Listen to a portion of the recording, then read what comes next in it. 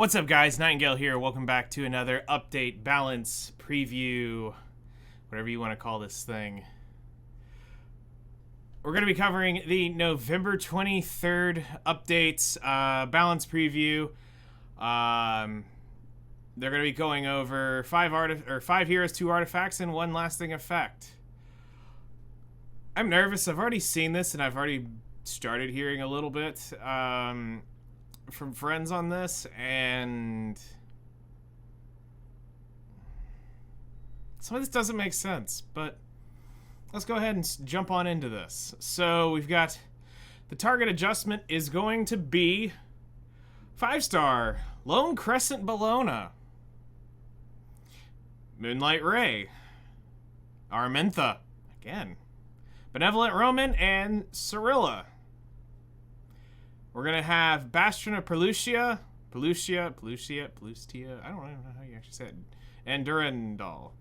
And lasting effect is going to be Sleep. I'd say this is a interesting. This is an interesting patch so far. I didn't really know that Lone Crescent Bellona needed a buff. I'm pretty sure most everyone was satisfied with what she did. She grants herself vigor. She does a bunch of damage every so often. I didn't think that the game was in a state where Moonlight Bellona needed a buff already.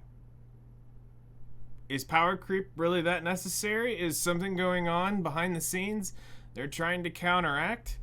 Let's dig in a little bit further and see what they're doing. So they've moved the Soul Burn to Delicate Crescent is where they're going to be moving the Soul Burn.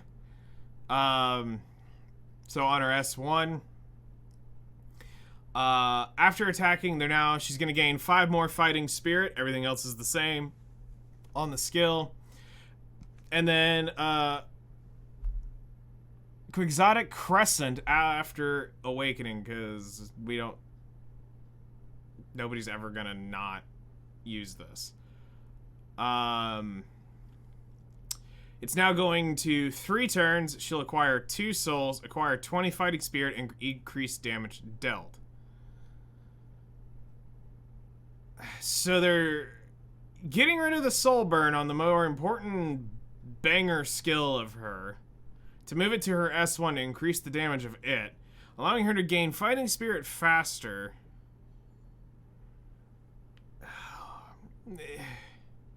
This is one of those things where we talk about where you think I joke around with saying the balance team needs to be fired. This right here is 101 of them needing to be fired. Why are you, I get it, we're messing with the unit. We're buffing it a little, but we got other things to worry about that need to be looked at over this. But let's see what they're trying to get done here. Lone Crescent Bellona will see an overall improvement to her usability through the balance adjustment. The amount of Fighting Spirit gained by waxing Crescent when attacked will increase, so players can activate all eyes more often. Didn't know we needed that. Quixotic Crescent will be adjusted to be 1 turn shorter in skill cooldown, allowing it to grant... Oh, it's shorter, it's not longer. 1 turn shorter, so they're not wanting you to be able to burn it, but they're going to give it to you sooner so that she can get vigor up more frequently. Making it easier to seize the chance to defeat the enemy. Furthermore, to safely deal more damage in situations, the conditional damage increase will be removed. Instead, based on the base damage will be increased.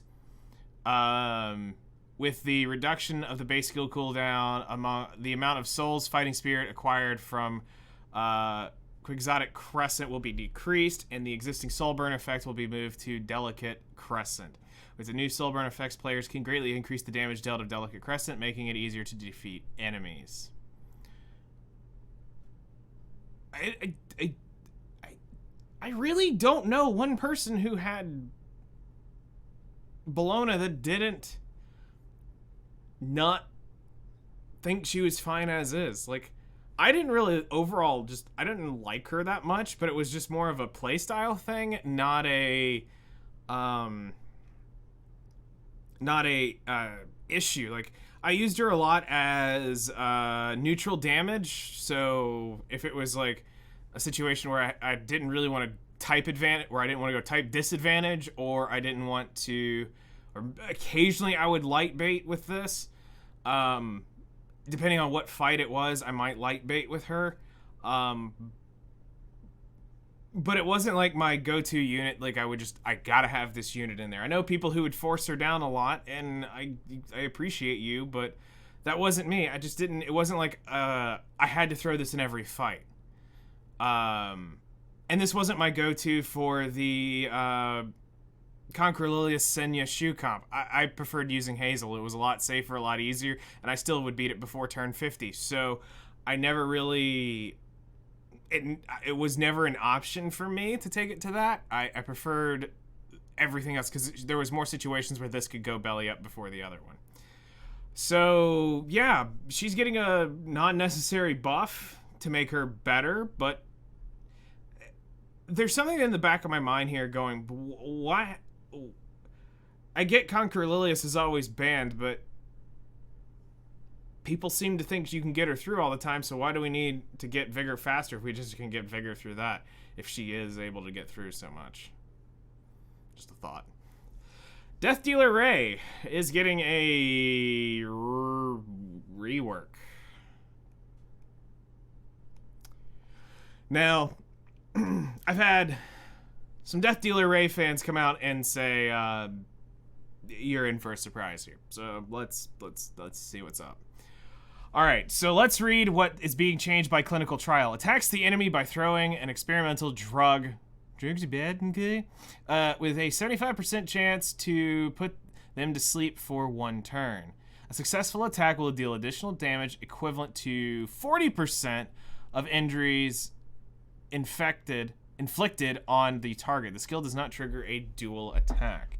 And now it is going to detonating venom effects inflicted on the target at the end of the turn is what they're changing.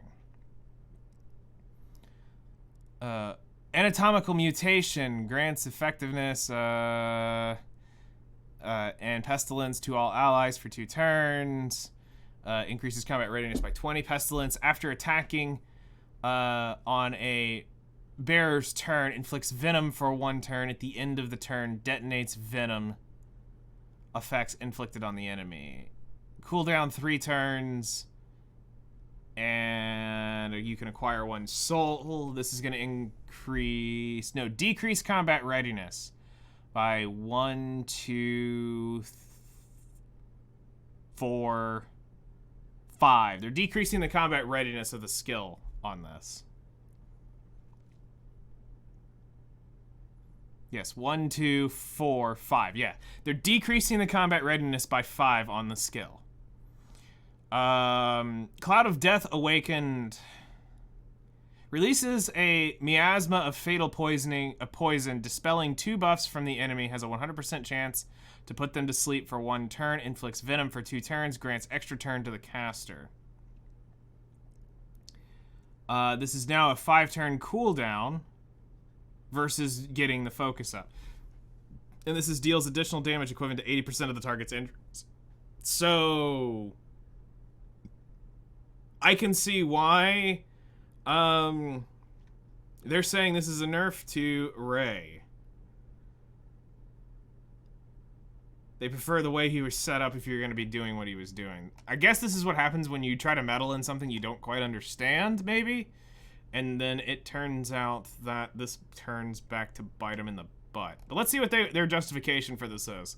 And maybe I can understand what they're trying to do. Death Dealer Ray is a hero designed to continuously inflict injuries with allies after using anatomical mutation and deal a great amount of damage with Cloud of Death. However, it takes considerable amount of time for him to unleash his full potential. And there were occasions where his effectiveness is limited. He was always limited. I don't know why they think this has been a thing.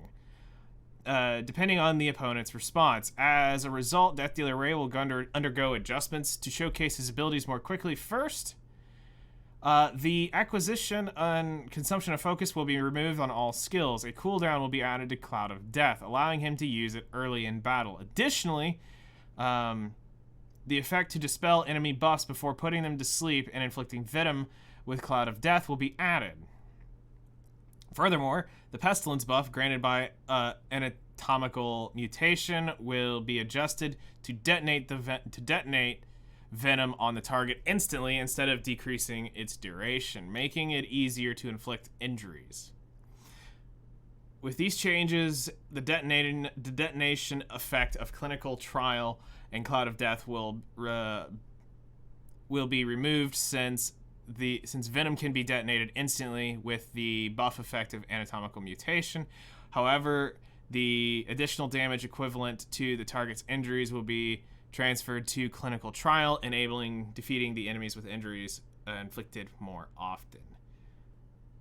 Yeah, this just straight sounds like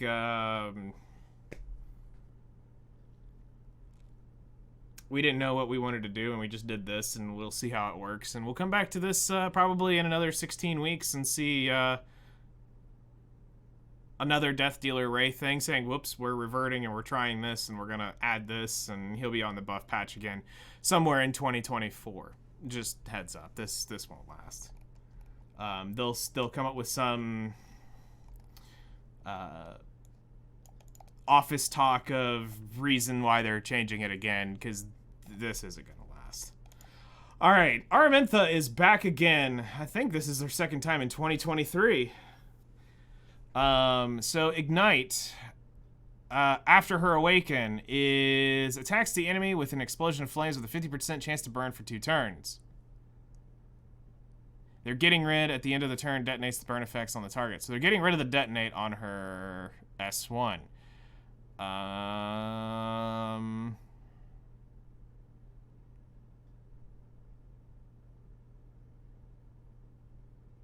am I feel like there's something missing from this? All right, Catalyst attacks the enemy with a catalytic explosion, dispelling 2 buffs, making him unhealable for 2 turns, before increasing the attack of all allies for 2 turns. For each unhealable inflicted, increases combat readiness by 30%. So they're increasing it by 5. Fire Pillar attacks all enemies with a massive fire pillar, has a 100% chance to inflict burn effects for 2 turns, and a 70% chance to stun for 1 turn. Grants barrier to the caster for 2 turns. Barrier strength increased proportional to the caster's attack.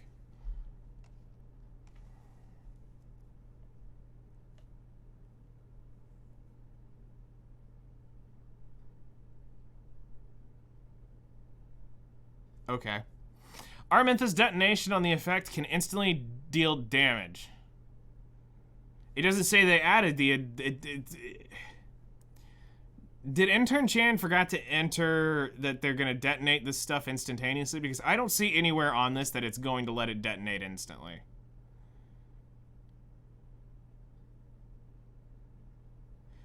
Anyway, deal damage when... but it was challenging to use when required, inflicting and maintaining multiple burns.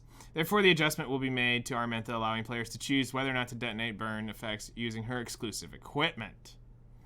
So they're letting it be up to the exclusive equipment. The existing equipment, option 2, will increase Catalyst combat readiness by an additional 5, will be changed to a base effect, and the detonation effect will be transferred to the exclusive equipment, option 2, allowing players to choose to detonate the effect or not. Furthermore, the stun effect of Fire Pillar will be adjusted to have a higher chance, making it easier to defeat enemies. In line with the balance adjustment, they're changing the exclusive equipment to, after using Ignite at the end of the turn. You're basically forcing them to use this exclusive equipment because the whole point was to... Wasn't it to go in, you snap, and you blow stuff up? And wasn't that kind of the whole point of Aramintha? I mean, this is a unit that's been getting drugged through the balance patches for, what, 3 years now? You can't... I think the issue they're struggling with here is they're trying to make these units do too much instead of just making it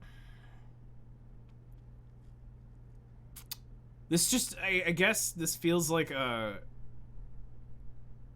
we're trying to make him useful somewhere, but we don't know where we want to bring him, because this isn't going to bring him to the force side of pretty much anything. If I want a Death Breaker, I'm probably just going to speed chase you. Just saying. The immune to silence, cool. Still can stun him, so there's that chance. Alright, my beloved Serila is finally seeing a balance patch, I think, for the first time since I started playing. So this is going to be kind of cool. Let's see what they do here. And I think I know why they brought this up is because of Rift, is the only reason why they're coming here. Literally, I can hear it now. You couldn't live with your own failures. Where'd that bring you? Back to me. Alright, so Spirit absorbed after Awakened.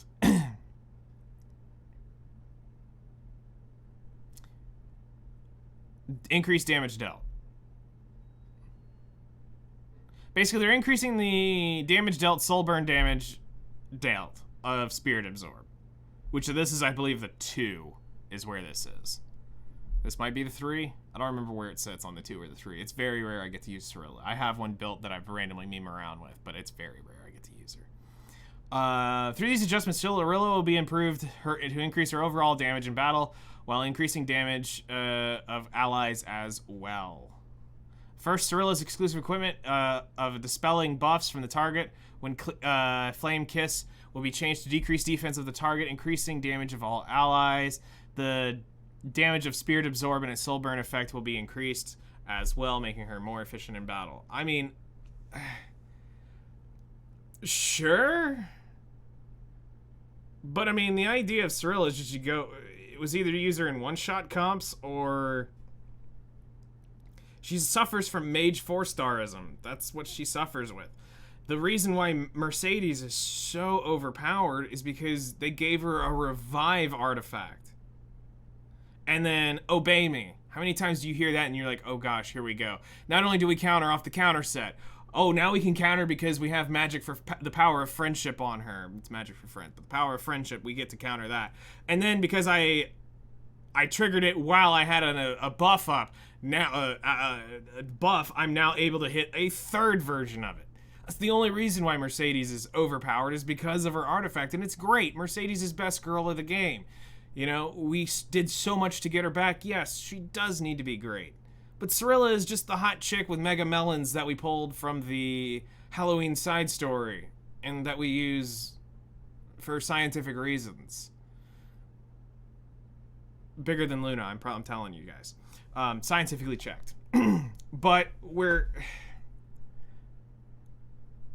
it applies Pride Afflicting Burn debuff. Okay, so I mean, the defense is going to be cool, but I don't think this is going to change anything about her, unless this damage numbers are off the chart. But I think this is really just for people to have access to something good fire related for Rift. I really think that's what they were doing here, which is fine. I'm okay, but I don't think you're gonna get anything meta out of her. Could be wrong. We'll see.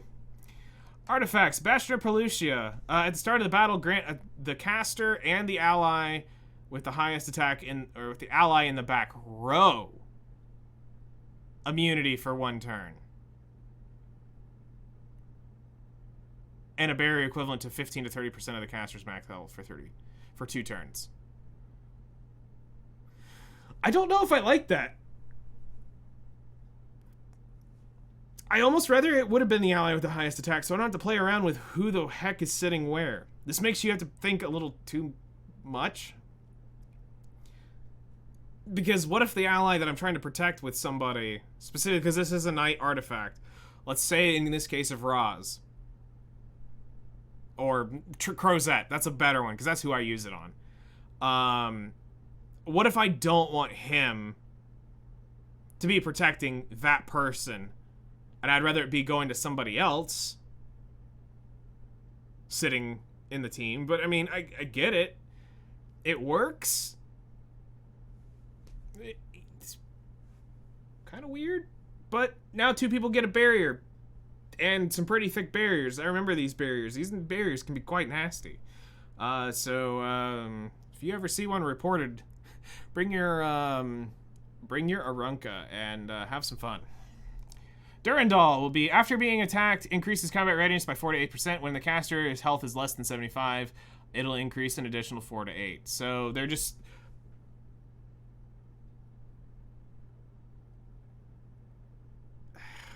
I just realized what this just said. So basically they're saying, you know, chances are the warriors that are going to wear this are somehow not going to take 25%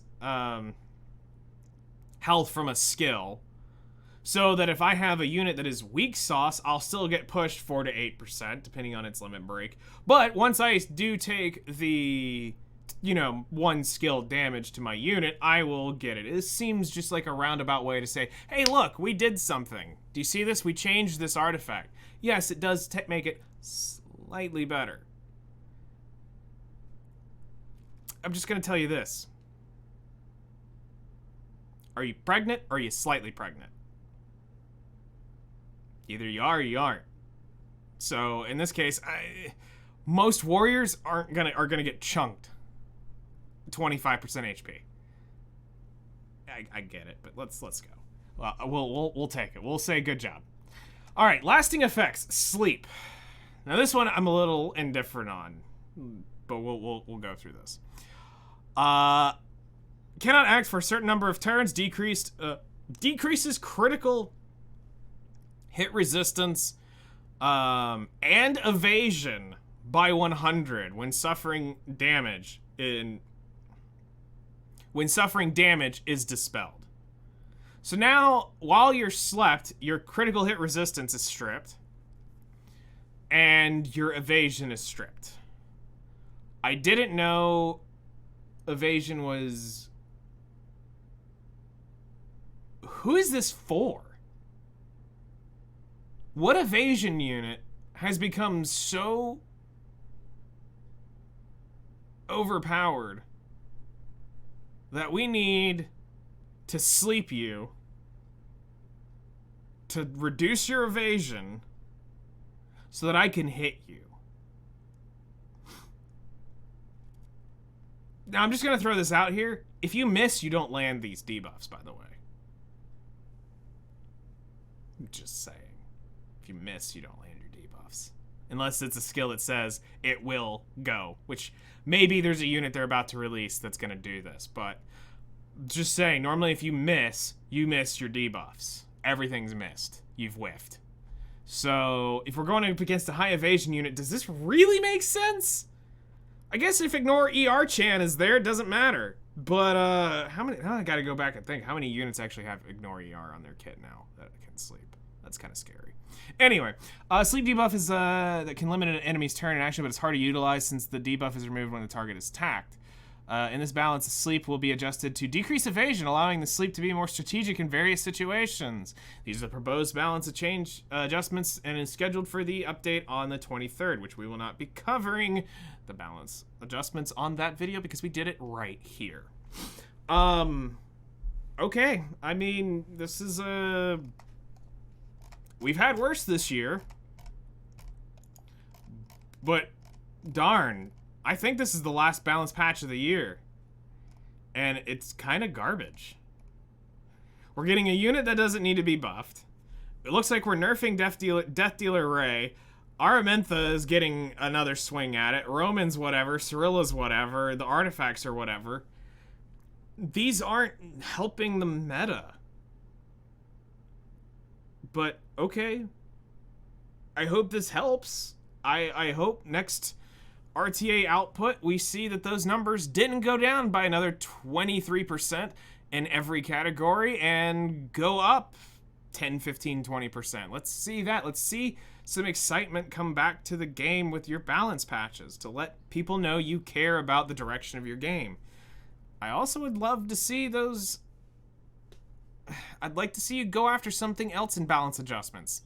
Go look at your astrological signs. You said you were going to go after them and work on them. Where are they? You haven't done that since the Soul Weavers, and the Soul Weavers aren't the only ones. There's many out there that need it. Some of this stuff would help some of these units more than you think.